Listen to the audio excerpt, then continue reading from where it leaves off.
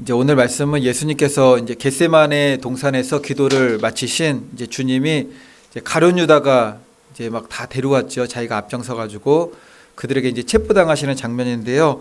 오늘 47절부터 시작할 때 보면 소제목이 잡히시다라고 되어 있고 병행 구절이 마가복음, 누가복음, 요한복음. 그러니까 이 사건은 예수님의 그 십자가 사건에 대해서는 사복음서가 이제 여러 각도로 이렇게 조명하면서 기록해 놓은 것이 있습니다. 그러니까 이거는 전체적으로 같이 보게 되면은 이 상황이 어떻게 되었는지 이게 구체적으로 좀 알 수가 있는 겁니다. 이제 먼저 47절 말씀 한번 보겠습니다. 제가 읽겠습니다. 말씀하실 때 12 중에 하나인 유다가 왔는데 대제사장들과 백성의 장로들에게서 파송된 큰 무리가 칼과 몽치를 가지고 그와 함께 하였더라. 그날 예수님께서 이제 겟세마네 동산에서 십자가 사건을 앞두고 이제 기도하시던 밤이었습니다. 이제 가룟 유다가 인도한 거죠. 예수님께서 언제 어느 때에서 어느 지점에서 이제 기도하는 줄을 다 알고 있는 겁니다.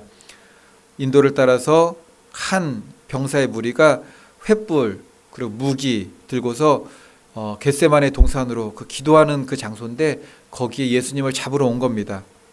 그리고 가장 앞에는 누가 있었습니까? 가룟 유다가 있었던 겁니다. 이제 누가복음 보면은 어두운 시간이잖아요. 어두운 시간이고 여러 제자들도 있고 군병들은 예수님의 얼굴을 정확히는 잘 뭐 아는 이들이 있었겠지만 몰랐었던 것 같아요. 밤이고 막 그러니까는 그래서 군호를 정한 거죠. 신호를. 가룟 유다가 예수님을 체포할 때 내가 입맞춤하는 자는 그가 예수다라는 군호를 정하고 이제 가게 됩니다. 실제로 예수님께 다가가서 라비어 안녕하시옵니까 인사를 했더니 이때 가룟 유다에게 예수님께서 말씀을 하세요. 말씀을 하시는데 누가복음 보면은 22장 48절에 유다야 내가 입맞춤으로 인자를 파느냐라고 하잖아요. 이게 가장 큰 아픔 중에 하나가 배신하는 거죠. 배신의 아픔이죠. 아주 가장 큰 겁니다. 왜냐면은 이제 너무나 오랜 세월 동안 그리고 여러 일들을 동거동락하면서 동행하면서 함께 했었는데 등을 완전히 돌렸습니다. 근데 말씀 보면은 우리들 같으면 아마 그랬을 거예요. 이게 그 상황을 마주하게 되면은 막 부르르 막 떨게 막 이를 갈면서 어떻게 너가 나한테 그럴 수가 있는가 하면서 막 이게 부르르 떨 텐데 예수님은 보면은 그 순간에도 가룟 유다를 이렇게 정죄하지 않으세요. 이때하고 좀 같은 맥락의 내용이 아닌가라는 생각이 듭니다. 유다야, 내가 입맞춤으로 인자를 파느냐. 이제 유다가 아직은 얘기를 안 했지만 유다가 무엇을 할지 다 알고서 먼저 말씀하신 거잖아요. 만찬 때도 한번 그 말씀을 하셨어요. 여기서 나를 팔자가 있다 그러니까는 제자들이 누굽니까 그랬더니 나와 함께 그릇에 손 넣는 자가 그니라 그랬잖아요. 아무도 몰라도 가룟 유다 자신은 아는 거죠. 이때 회개할 기회를 계속 주시는 건데 이때도 유다가 입을 맞추니까는 아마 다른 제자들은 잘 몰랐을 거예요. 이 상황이 또 무슨 상황인지를. 유다가 왜 사람들을 데리고 온 거고 예수님 앞에 인사를 하면서 입을 맞추는 거야. 내가 입맞춤으로 인자를 파느냐. 나와 함께 그릇에 손 넣는 자가 그니라. 이제 마지막으로 계속 말씀하시는 거죠. 가룟 유다의 배신에도 여전히 이제 돌아오라고 이제 말씀을 하는 겁니다. 이제 이 상황이 되었을 때 이제 요한복음 보면은 그 무리들이 예수님을 체포하려는 순간이 있습니다. 이때 한 사람이라고 나오는데 요한복음에서는 이제 베드로라고 분명히 말씀하죠. 베드로가 칼로 대제사장의 종, 그 이름이 누군지 아십니까? 그렇게 중요한 이름은 아니지만 말고라고 나오잖아요. 대제사장의 종 말고. 그러니까 이게 완전히 사실이었던 거죠. 역사적인 사실입니다. 이렇게 자세하게 기록한 것을 보게 되면은 이게 칼을 이게 쳤더니 오른쪽 귀가 이렇게 떨어져 나갔어요. 그 상황이 얼마나 급박하고 막 놀라고 아수라장이 되었던 거죠. 이때도 예수님께서 뭐라고 말씀하시느냐면은 베드로에게 내 칼을 칼집에 꽂으라. 그리고 다음 말씀이 너무나 중요합니다. 아버지께서 주신 잔을 내가 마시지 아니하겠느냐? 아버지께서 주신 잔을 내가 마시지 아니하겠느냐? 그리고 누가복음 기록을 보면은 예수님께서 칼에 떨어져 나간 말고의 귀를 이제 딱 줍습니다. 그리고 말고의 귀에다가 이렇게 딱 붙여주셨죠. 체포당한 순간에도 주님은 어떤 일을 하신 겁니까? 병들고 아픈 자를 치유하신 겁니다. 그 이유는 무엇이죠? 하나님 영광 나타내고 복음을 나타내는 겁니다. 이게 하나님 영광 나타내는 거죠. 마지막 순간에도 하나님 영광 나타내고 복음을 드러내면서 이게 사랑입니다. 이게 사랑. 배신과 폭력이 난무하는 그 칠흑같이 어두운 밤에도 하나님의 사랑은 멈추지 않았다라는 거죠.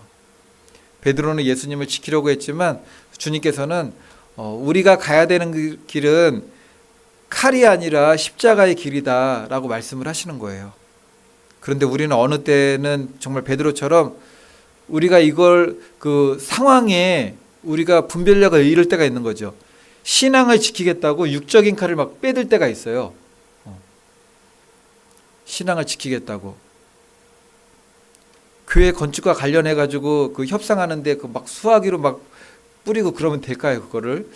그거는 그냥 딱 생각해도 이거는 일반 상식으로도 안 되는 건데 막 그런 거는 뭐 어쨌든 간에 주님께서 가신 길은 자기 부인입니다. 하나님 뜻의 절대적 순종이죠.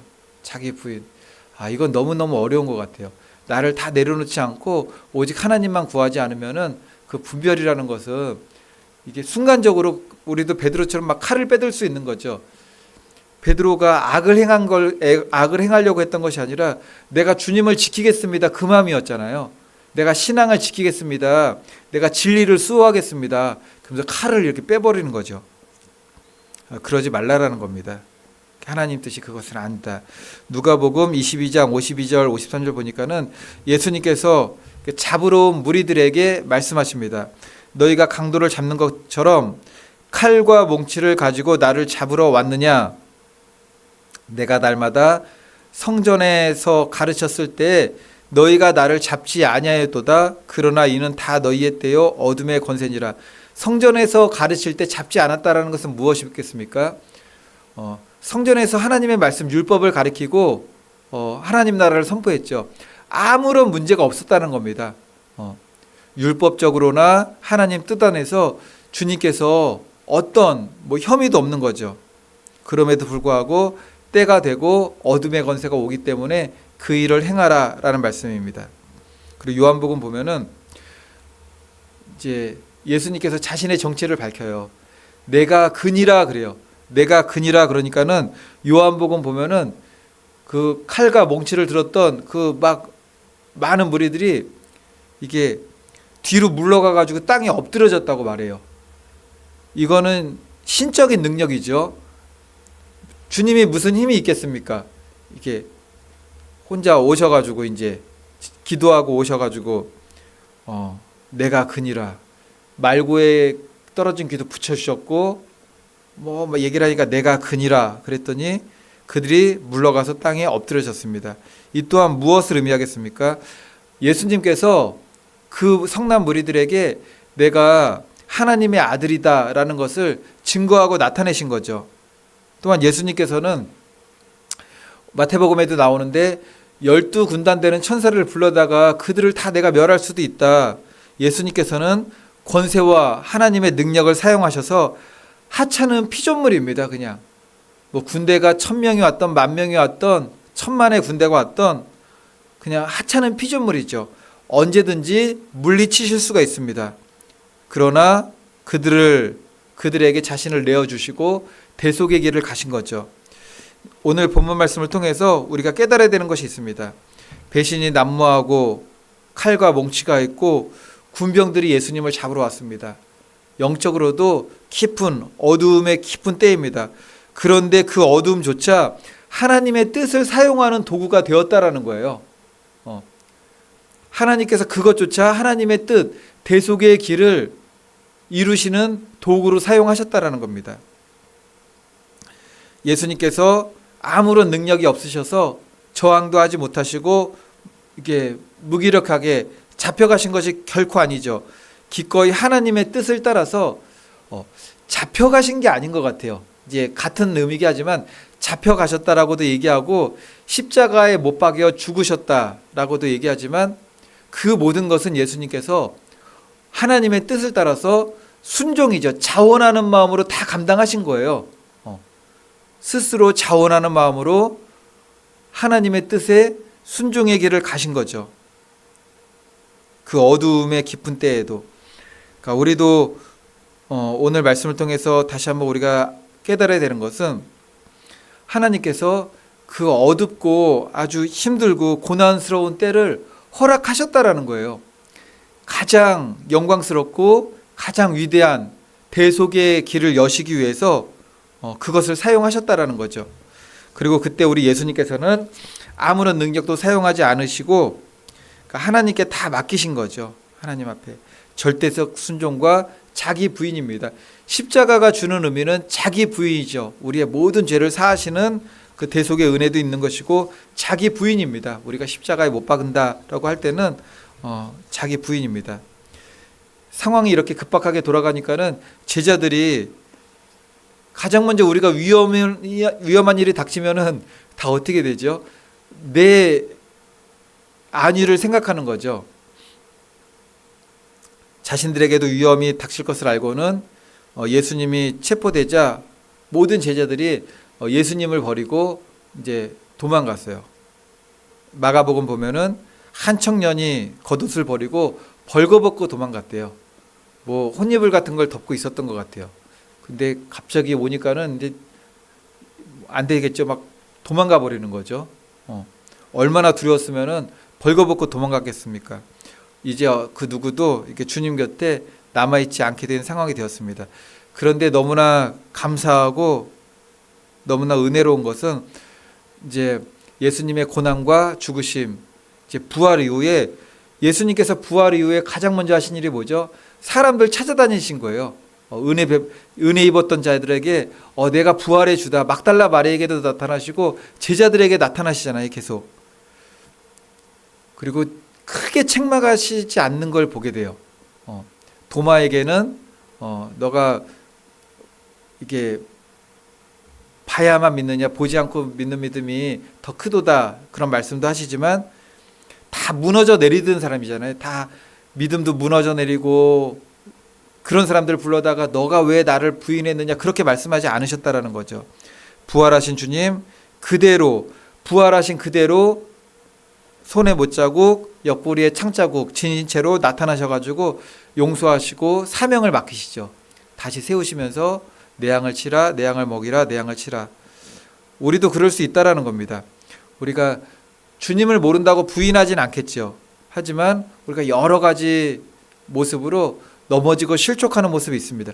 그런데 주님께서 제자들을 포기하지 않으셨다라는 거죠. 포기는 우리가 하는 겁니다.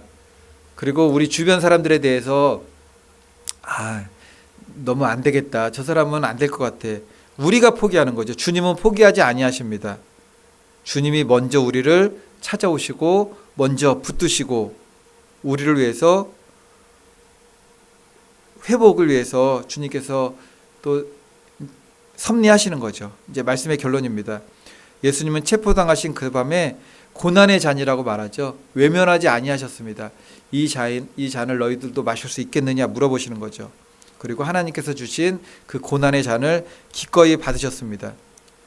우리의 죄를 씻기 위한 고난의 잔이고 사랑의 잔이죠. 사랑의 잔.